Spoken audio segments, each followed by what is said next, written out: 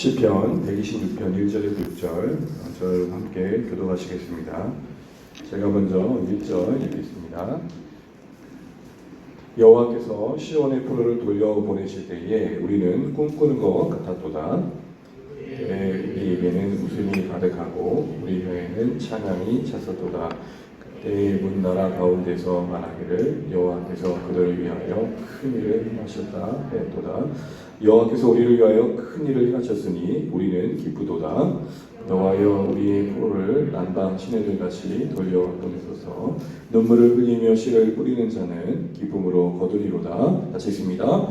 울며 씨를 뿌리러 나간 자는 반드시 기쁨으로 그 곡식단을 가지고 돌아오리로다. 아멘. 다시 한번 함께 인사 나누시죠. 네, 오늘 하루 수고 많으셨습니다. 기도 가운데 힘 얻으시기 바랍니다. 우리 시편 126편 방금 읽었는데 너무 잘 아는 시편인 중에 하나일 것 같습니다. 익숙한 구조들이 많이 보이죠. 시편 126편을 우리가 살펴보면서 특별히 오늘은 구원의 기쁨이라는 키워드를 가지고 말씀을 좀 생각해 봤으면 좋겠습니다. 특별히 여러분 오늘 1절 말씀을 보시게 되면 그런 표현이 나오죠. 여호와께서 시온의 포로를 돌려보내실 때에 우리는 꿈꾸는 것 같았도다. 이 시온의 포로를 돌려보내셨다. 이때는 언제일까요? 바로 이스라엘 역사 가운데 바벨론으로 포로로 잡혀갔던 그때에 다시 고국으로 돌아오는 그 시점, 소위 포로 가운데서 귀환하는 그때를 이야기합니다. 그때 그들의 입장에서는 그 잡혀있는 그 땅에서 돌아온다라는 것은 오늘 표현하는 것처럼 꿈꾸는 것 같다라고 할 만큼 상당히 불가능한 일이었고 비현실적인 일이었던 것이죠. 그들이 포로로 잡혀있는 가운데서 예루살렘은 망해서 없어졌고 성전은 무너졌고 성벽도 무너진 그 형편 속에서 다시 고국으로 돌아간다는 것은 그들에게 너무나도 쉽지 않은, 아니 더 나아가 불가능한 일이었던 것입니다. 그런 가운데서 돌아오게 되었다는 것이죠. 우리가 잘 아는 것처럼 바벨로니아 나라가 바사 곧 페르시아에 망하고 그 왕이 세워진 그 페르시아 왕이 정책을 펼칠 때에 어떻게 정책을 펼칩니까? 각자의 나라로 돌아가는 정책을 펼치게 됩니다. 그런 가운데 이스라엘도 지도자들이 세워지는 과정 속에 스룹바벨 그리고 에스라, 느헤미야라는 각각의 지도자와 함께 1차, 2차, 3차의 기한의 역사를 쓰게 됩니다. 지금 그 사건을 기억하면서 이스라엘 백성들은 그 구원하신 하나님을 떠올리고 있는 것입니다.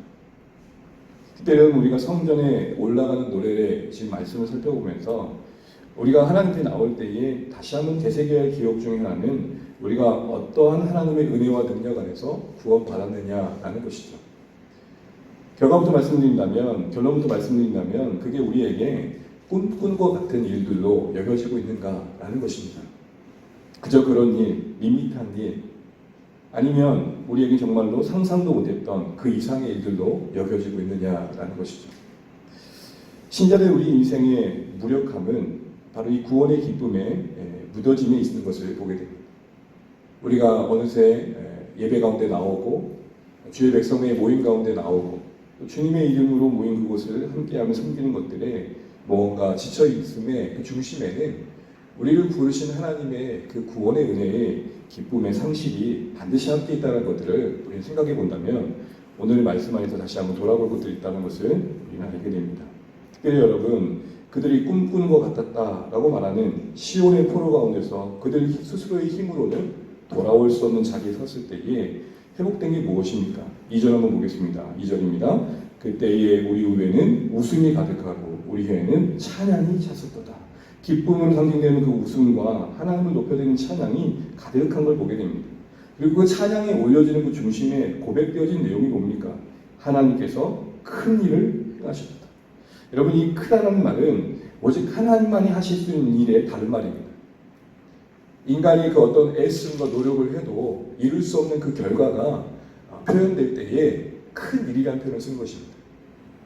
크신 하나님, 우리가 그런 말을 써도 영어로 great, 위대하신 하나님, 그 하나님만이 하실 수 있는 그 일들이 바로 우리의 지금 겪고 있는, 우리가 지금 다시 돌아와 이 고국 땅을 밟고 있는 이 일이 바로 그 큰 일이다 얘기하는 것이죠.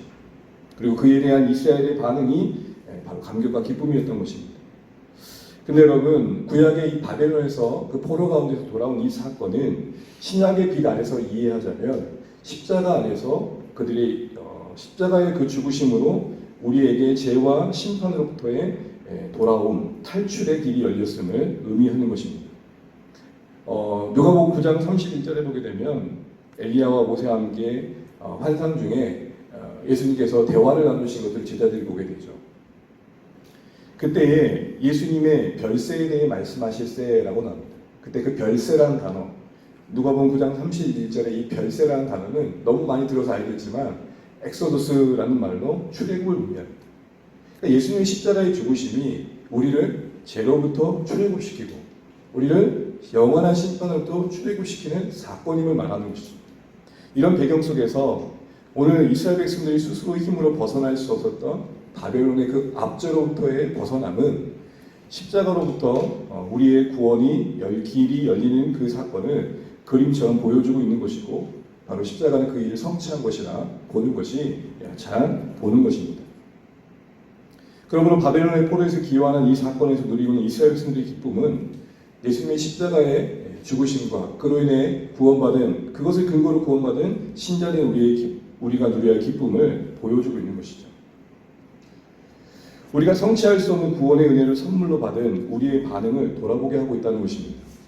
한번 돌아보시면 좋겠습니다. 현재 나는 내 안에 이루어진 이 구원이 기쁨과 감격이 되고 있는가? 말씀드린 것처럼 교회와 그 공동체의 우리 신자들의 신앙의 현실의 그 무력함은 바로 이 구원받음에 대한 기쁨의 상실이고 그것이 너무 무뎌졌다는 것입니다. 식상해졌다는 것이죠. 시큰둥해졌다는 것입니다. 한번 질문해 볼게요. 너무 자주 들어서 시큰둥할 건가요? 너무 익숙하기 때문에 시큰둥하는 걸까요? 아닙니다. 그게 나와 어떤 관계가 있는지를 잊어버린 것입니다. 그게 우리에게 어떻게 주어졌으며 어떠한 자리에 있던 나에게 주어진 것이며 또 그로 인해 내게 얻어진 게 무엇인지에 대한 나와의 관련성을 여러분 맺고 있지 못하기 때문입니다. 여러분 아무리 사소한 사건도 나와 관련된 일에 대해서 어떻게 반응하십니까? 관심 갖고 그 일의 진위 여부를 따지게 되고 그 결과가 나에게 어떤 영향을 주는지를 생각하잖아요. 아무리 큰일이라도 나와 상관없으면 신경 쓰지 않죠. 제가 울산에 올 때마다 오시는 손님들을 강간한다는 좀 그렇지만 울산을 소개해드립니다. 울산 부심을 가지고 울산이 멋진 곳입니다 보여드린 곳 중에 하나가 아산로를 타고 가다가 현대자동차의 선착장을 지나는 그 길입니다. 그러면 강이 바다가 되는 그 멋진 그 석양 그림 안에 되게 멋지더라고요. 저는 정말 좋더라고요. 그럼 이제 자동차가 빽빽하게 깔려 있거든요. 그럼 저는 늘 그래요. 저는 그렇게 감격이 없어요. 왜죠? 제 차가 한 대도 없어요 거기에. 그 많은 차들 중에 제 이름으로 제가 탈 수 있는 차가 없어요.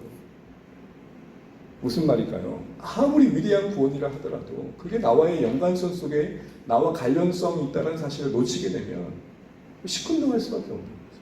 너무 자주 들어서요? 너무 익숙해서요? 아니요. 지금 그게 나와 어떤 관련인지를 놓치고 계신 거죠. 그럼 무엇을 신경 써야 될까요? 그 관련성이라면 그것이 무엇일까요? 그게 오늘 이스라엘 백성들에게 다시 돌아옴이 설명할 수 없는 기쁨과 찬양이었듯 십자가의 엑소더스로 우리가 동일한 은혜를 경험한 이 시점에서 그 은혜 아닌 우리의 현실 속에서 그 관련성이라는 무엇일까요? 첫 번째 기억해야 될 것은 구원받기 이전에 내가 누구였는지를 다시 한번 생각해 보셔야 됩니다. 이게 가장 중요한 첫 번째입니다. 구원받기 이전에 우리가 누구였는지. 하나님의 시선으로 볼 때 우리가 죄인이라는 건 동의하지만 그 정도는 부족합니다. 하나님 보실 때에 정말 심각한 죄인이었다는 것을 잊지 마셔야 돼요. 쉽게 예를 들죠. 아이를 키우다 보니까 애들이 개울가에서 놀 때가 있잖아요. 그러면 자기들 수준에서 감당할 수 있는 수위, 얕은 물가에서 놀고 있을 때 꺼내면 짜증냅니다. 그런데 자기들의 발끝이 닿지 않는 깊은 물에서 건지면 어떻게 되죠? 어떻게 될까요? 건져진 그 순간 저를 그렇게 안습니다. 얕은 물가에서 재밌게 놀고 있는 애들을 꺼내면은 밀어내죠. 지금 못 하시는 거네요. 왜 꺼내시는 거네요? 지금 저는 할 일이 있습니다. 다시 들어가죠. 우리가 스스로 어떠한 죄의 형편에서 건진받은지를 놓치면 바로 이와 같은 현상들을 경험하게 되는 것입니다. 여러분, 정말 우리는 어디서부터 건진받는지를 잊지 않고 계십니까? 간혹 자신을 볼 때 이렇게 많은 분들이 계십니다. 예수 믿음의 믿음 안에서 자신들의 위치를 이렇게 생각하는 거예요. 예수 믿는다는 게 그래도 안 믿는 것보단 낫지. 여러분은 어떠십니까? 안 믿는 것보다 나은 자리에 계십니까? 나는 안 믿어도 그렇게 소위 법 없이도 살만한 사람인데 그냥 교양적 차원에서 그래도 다른 종교보다 기독교가 조금 더 멋져 보이니 좀 더 유익하니 그런 차원에서 실험이십니까? 가끔 당신은 죄인임을 인정하십니까? 라고 말을 할 때 이렇게 말하는 사람들 종종 만나게 됩니다. 제가 뭐 천국 갈 정도로 완벽하진 않지만 그래도 좀 뭐 다른 사람보다는 그렇게 부족하진 않다고 생각합니다. 괜찮은 편에 있다고 생각합니다. 여러분 이걸 뭐라고 그러죠? 착각이라고 그러죠. 이것을 인식하지 못하면 우리가 얼마나 심각한 하나님 편에서 볼 때 심각한 죄인지를 잊지 못하면 거기서 건진받았다는 게 그렇게 크게 감격이 되지 않는 것이죠. 이 이야기를 우리는 너무나 잘 알고 있는 복음서 한편에서 확인하게 됩니다. 누가복음 7장에 보게 되면 사함을 받은 일은 적은 자에게 사함을 받은 일이 적은 자는 적게 사랑한다는 말씀이 나오는 부분이 있죠. 어떤 사건이었습니까? 한 바리새인이 잔치상을 열어 예수님을 초대합니다. 초대받은 그 자리에서 식사를 하고 있는데 어떤 한 여인, 그 동네의 한 여인이 예수님 발 곁에서 무릎 꿇고 예수님의 발에 향유를 붓고 눈물로 머리털로 발을 씻어드리는 장면이 나옵니다. 그 발 곁에 서서 울며 그 발을 적셔 머리털로 닦고 발에 입맞추고 향유를 부어드리는 그 여인의 모습을 보며 이 바리새인 속으로 생각합니다. 예수님이 선지자라면 저 여인이 동네에서 어떤 여인인지 안다면 저걸 저렇게 그냥 둘 수가 없는데 판단하죠. 정죄하죠. 예수님이 그 속마음을 읽으시고 하신 비유가 무엇입니까? 너무 잘 알고 있는 500데나리온 이야기와 50데나리 이야기입니다. 결론은 뭡니까? 그만큼 많은 양의 물질을 탕감받은 자가 감격이 크다. 이 단순한 논리를 우리에게 한번 적용해 보시죠. 왜 예수의 십자가가 여러분에게 눈물이 안 되실까요? 왜 예수의 십자가가 어느새 식상해진 걸까요? 내가 괜찮은 겁니다. 굳이 예수님까지 오지 않으셔도 괜찮을 만한 인생으로 내가 나를 헤아리고 있는 것입니다. 말은 그렇게 하지 않았어도 우리의 인식이 하나님께서 나를 보시는 수준이 아니라 그냥 상대적으로 나는 그래도 나쁘지 않아 정도에 아직 머물러 있는 것이죠. 우리가 우리의 죄를 크게 여기면 여길수록, 아니요, 인정하면 인정할수록 나에 대한 정확한 이치에 대한 인식이 내가 받은 그 선물이 구원이 값지게 여겨지는 거죠. 왜죠? 평생을 다해도 내 어떤 능력과 힘으로도 얻어낼 수 없는 것임을 알기 때문입니다. 또한 이 선물로 여겨진 이 구원이 우리에게 주어졌을 때에 주시는 그 하나님이 어떠한 희생과 어떠한 수고로움으로 애씀으로 우리에게 이것을 주셨는지에 대한 이해의 부족함이 구원에 대한 감격을 우리에게 거두어 가더라는 것입니다. 여러분, 우리를 구원하신 분이 누구십니까? 하나님이십니다. 하늘의 하나님께서 오늘 우리와 같이 되어주시는 헌신과 순종과 낮아지심으로 우리 가운데 오셔 우리를 대신하신 죽으심으로 허락하신 것이 구원인 것입니다. 상상할 수 없는 방법이죠. 여러분, 상식적으로 대통령과 경호원이 있다 생각해 보시죠. 경호원이 대통령을 위해 죽어주는 게 맞습니까? 대통령이 경호원을 위해 죽어주는 게 맞습니까? 뉴스에 나온 거예요. 테러의 위험이 있는 순간에 대통령이 경호원을 대신해서 대신 죽어줬다. 그건 엄청난 일수 아니에요. 그와 비교할 수 없는 일들이 십자가에서 자신을 갈기갈기 찢어 그 찢겨진 사이사이로 흘리신 생명수로 우리의 죄를 씻으신 은혜의 구원의 사건을 우리는 어떻게 여기고 있느냐라는 것이죠. 또한 우리가 놓치고 있는 것은 우리가 구원받음에 자녀됨에 약속된 복락을 너무 가벼이 여긴다는 것입니다. 우리가 예수님을 믿어 예수 안에서 약속받고 있는 그 영광스러움을 우리가 잘 모른다는 것이죠. 알더라도 피상적이라는 것입니다. 이와 같은 내용들을 나와 연관시켜서 확인해 볼 때에 우리의 점검해 볼 때 나는 어느 면에서 구원의 기쁨을 누리지 못하는 부분들이 있는가라는 생각들을 해볼 필요가 있는 것입니다. 바라기는 오늘 이 이스라엘 백성들이 꿈꾸는 것 같았도다라고 여겨질 만한 일들이 이미 십자가의 엑소더스로 우리 가운데 이루어진 일들임을 기억하시고 그 은혜 안에서 도저히 우리 스스로 벗어날 수 없는 죄의 깊은 수렁에서 건진받았으며 건져주신 그 하나님은 놀라운 은혜와 사랑 우리를 붙들고 계시고 그 품 안에서 우리에게 약속하신 영광스러움은 세상 그 어떤 명예와 권세와 물질도 비교할 수 없는 복된 것임을 알므로 그것이 나와 연관되어져 허락하신 그 구원이 기쁨으로 여겨주시는 은혜가 우리 가운데 있으시기를 주의 이름으로 축복합니다. 이런 구원의 기쁨이 있는 인생들은 어떻게 되느냐 할 때 오늘 말씀은 그 기쁨이 그 안에 머물 수만 없음을 보게 됩니다. 그 기쁨이 그의 시선을 그 기쁨이 필요한 인생들을 향해 나아가는 걸 보게 됩니다. 무슨 말이냐? 정말 구원의 기쁨을 누리는 인생들은 그것이 은혜임을 아는 인생들은 그 은혜에서 기뻐하는 인생들은 그 은혜가 필요한 사람들을 향해 나아가더라는 것입니다. 그들이 돌아오길 원하는 소원함들을 갖더라는 것이죠. 4절 말씀 한번 읽어보겠습니다. 4절입니다. 시작. 여호와여 우리의 포로를 남방 시내들 같이 돌려 보내소서. 아멘. 앞서 1절에서는 시온의 포로라는 말을 썼습니다. 그리고 4절에서는 우리의 포로라는 말을 씁니다. 이 말을 두 가지 정도로 해석합니다. 시온의 포로의 다른 말로 이야기도 합니다. 그래서 적용해야 해석하는 부분도 있고 또 하나는 돌아왔지만 아직 채 돌아오지 않은 포로들을 말하기도 한다고 생각합니다. 전 후자의 측면에서 해석을 해보자면 이미 돌아온 이들의 기쁨이 그들만의 기쁨이 되어진 것에 대해서 아쉬워하는 것은 기뻐하는 중에 아직 돌아오지 못한 남겨진 포로가 생각나는 것이죠. 남방 시내들 같이 돌려보내소서라는 이것은 기도와 간구의 지인데 특별히 여러분 이 남방 시내들 같이라는 말은 어떤 그림을 그려내고 있는 거냐면 이 남방이라는 말은 다른 말로 네게브라는 말인데요. 이 네게브라는 말은 이스라엘 남부 지역의 긴 사막 지역을 말합니다. 메마른 땅. 물이 흐를 것을 기대할 수 없는 것이죠. 그런데 그 메마른 땅에 급작스러운 폭우와 함께 쏟아지는 비 양이 너무 넘쳐 그 강야에 샘길을 만드는 그 그림을 그려내고 있습니다. 그래서 여러분 가끔 실개천 같은 곳이 절절절 흐르다가 한번 큰 폭우가 와가지고 큰 강우량에 물량이 많아서 넘쳐가지고 그 물결 자체가 위험 있게 흐르는 경우들을 종종 보죠. 그와 같이 오늘 이 네게브의 남방의 시내들 같이라는 말은 전혀 그 어떤 것도 기대할 수 없던 그곳에서 하나님 수많은 무리들이 그 활활 흐르는 폭우처럼 폭우에 쏟아진 내천에 그 활활 그 큰 물결처럼 극적으로 돌아오는 그림들을 지금 구하고 있는 것입니다.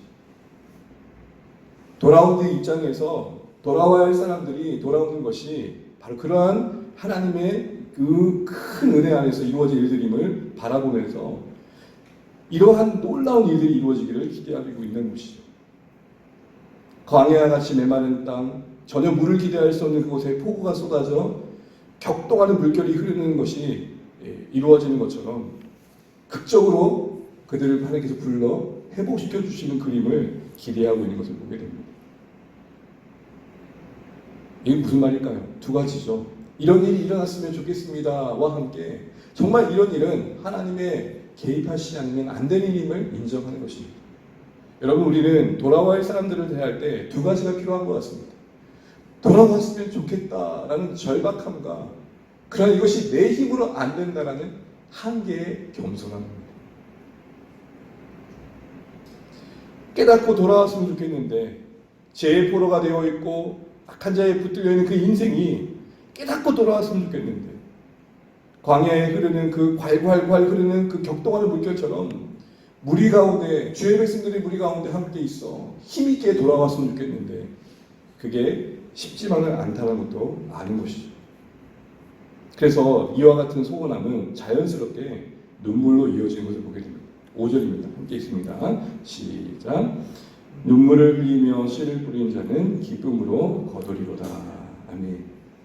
구원의 진짜 기쁨을 경험한 사람들은 이 기쁨이 나에게만 있으면 안 된다라는 생각에 여전히 포로된 인생들이 돌아올 것을 바라봅니다. 그러나 그것이 쉽지만은 않은 현실 속에 눈물을 흘림이 뒤따르는 것이죠. 그래서 여러분, 이 눈물 흘리며 씨 뿌린 자들은 바로 돌아와야 할 그들을 끌어안고 기도하는 자들이며 섬기는 자들이라 할 수 있을 것입니다. 여러분, 농부가 농사를 지을 때 씨를 뿌린 그 즉시 열매 맺는 경우가 있습니까? 그렇지 않죠.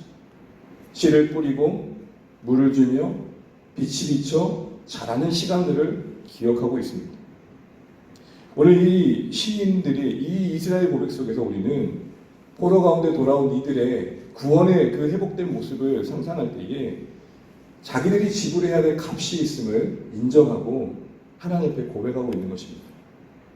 내가 그들을 끌어안고 기도해야 할 시간들이 있고 섬겨야 할 분량이 있음을 아는 것이죠. 그러면서 때가 되면 하나님께서 그들을 오늘 이 그들이 상상하는 것처럼 남방 신하들 같이 회복시켜 줄 것을 보는 것이죠. 이런 거예요. 우리가 한 VIP를 품고 있는데 이 사람이 언제쯤 주님 품으로 돌아올까? 라고 늘 기도하러 안고 있고 섬기고 있는데 저 문을 턱하니 열고 할렐루야 하고 이 자리에 앉는 거. 그게 바로 남방 신하들 같이 올라오는 거예요. 전혀 돌아올 것 같지 않던 인생들이 하나님의 은혜 안에서 우리의 기도와 섬김이 쓰임받아 마치 도저히 사람들이 올 것 같지 않았던 그 마른 땅에 물이 지어 수많은 사람들이 물결처럼 흐르는 것처럼 당당하게 하나님 앞에 기쁨으로 돌아오는 것들을 보는 것. 이게 지금 이스라엘 백성들이 돌아와야 할 자들을 향한 기대감 속에 꿈꾸고 있는 것들이었습니다. 그리고 그 일이 이루어지기까지 눈물과 또 기다림이 필요한 것을 고백하고 있는 것이죠. 이런 고백들이 하나님께 아뢰어지는 것은 하나님 우리가 그러할 수 있도록 도와달라는 것입니다. 여러분, 영혼 구원 사역에 가장 방해가 되는 게 뭐라고 생각하십니까? 뭘까요? 돌아와야 할 그 인생의 완고함? 끝없는 저항? 뭐가 제일 방해일까요? 저는 가장 큰 방해가 포기하려는 우리 마음이라 생각합니다. 남방 시내같이 되돌아갈 소망을 잃어버리는 것입니다. 그냥 광야만 보이는 겁니다. 저게 무슨 물이 흐르겠어? 저 문이 무슨 열리겠어? 그래서 그들은 기도하는 겁니다. 하나님, 우리가 눈물 흘리며 씨를 뿌리며 기쁨으로 거둘 수 있도록 도와주십시오. 세 번째, 오늘 말씀을 마무리하면서 구원의 기쁨과 영광을 생각할 수 있는 것은 그 눈물이 구원의 기쁨을 더 깊이 만든다는 것입니다. 우리가 정말 구원의 기쁨을 회복하게 되면 다른 것이 기쁨이 아닌 이것이 가장 큰 소중한 일이 되어지면 누구를 바라보든 그들이 죄의 포로 가운데서 건진받아 하나님 자녀 되는 것이 가장 큰 소망이 될 것입니다. 그 소망이 이루어진 일을 늘 상상하는 거죠.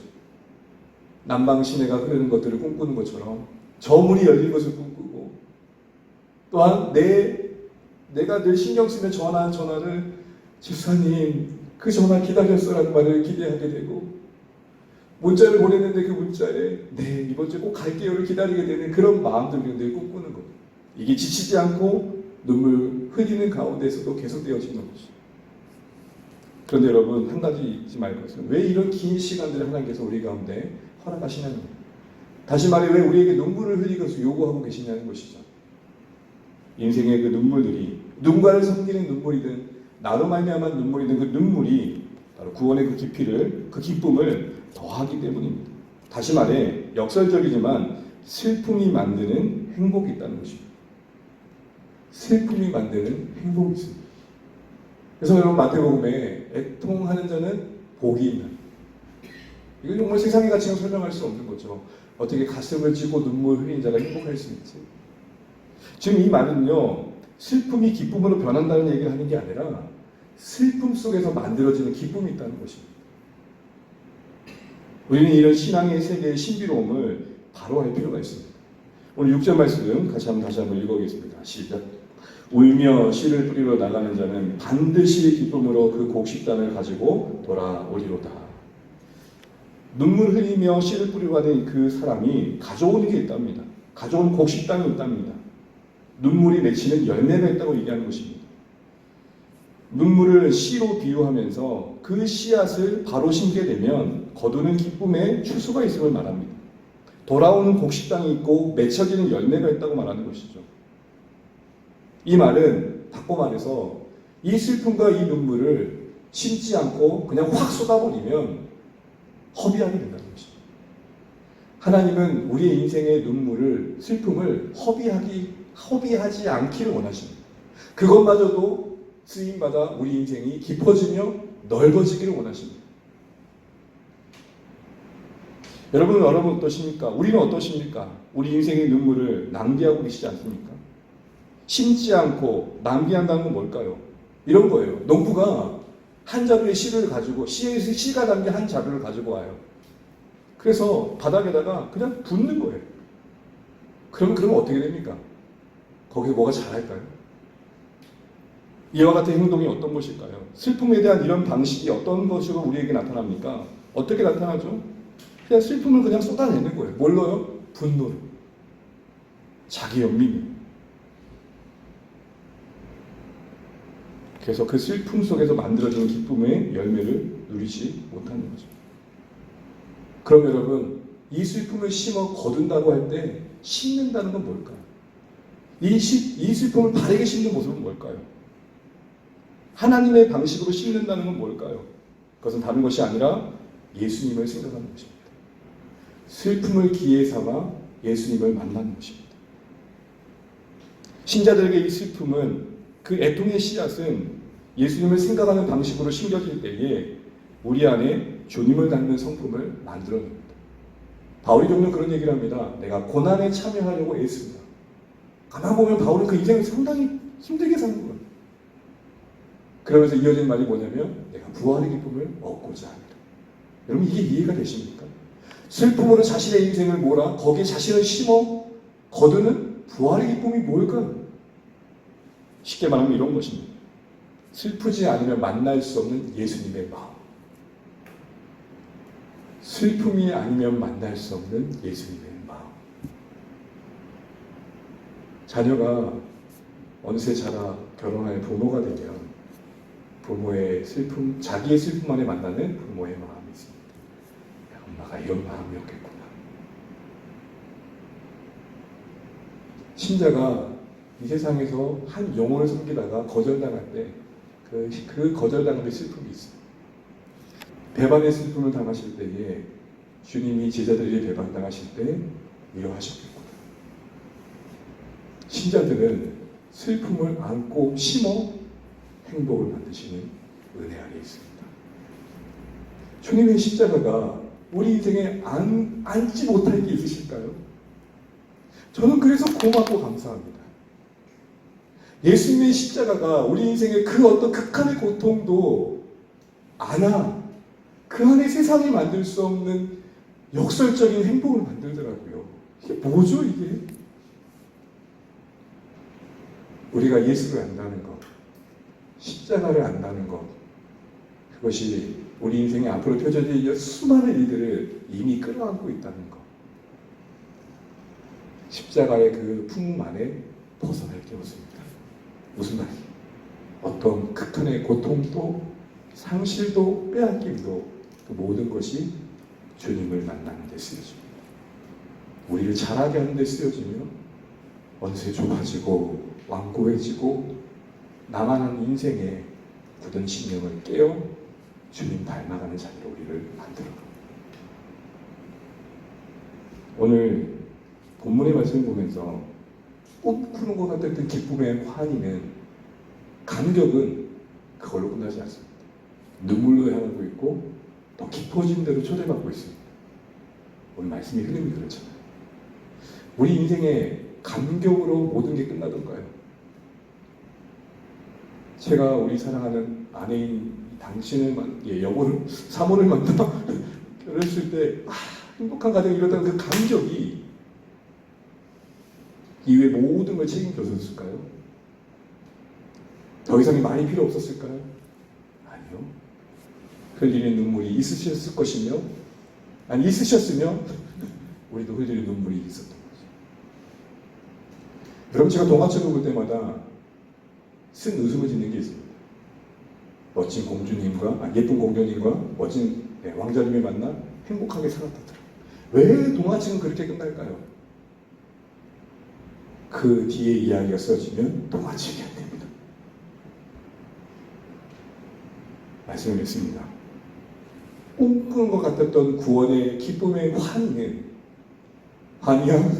그 환희는 눈물에 흘리는 자리로 초대되어지고 있고 거기서 깊어진다고 말씀하고 계십니다. 우리가 예수 믿어 구원받음이 감격으로만 기쁨으로만 멈춰질 수 없는 이유가 거기에 있습니다. 슬픔이 우리 안에 만드는 더 큰 행복이 있다는 이 역설을 누리실 수 있는 신자의 우리 삶 되시기를 주의 이름으로 축복합니다. 슬픔 가운데 있을 때 우리의 위에 고난당하신 주님이 더 깊이 만나지고 그만큼 우리 마음이 주님 마음 닮아간다는 것입니다. 그래서 여러분 히브리서 12장 3절 이렇게 권면합니다. 우리 이 말씀 읽고 마치겠습니다. 히브리서 12장 3절 한번 펼쳐보시고 읽고 마치겠습니다.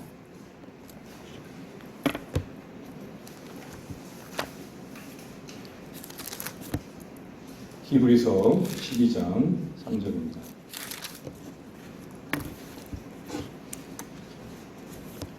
같이 한번 읽겠습니다. 시작.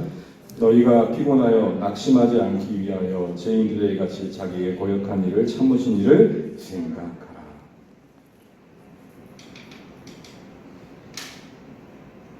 여러분 슬프고 지치고 피곤하고 낙심하고 버겁고 무거운 그 자리가 주님을 생각하고 주님의 마음과 연락될 때에 그 안에서 그것을 감당할 힘을 주신다 말씀하십니다.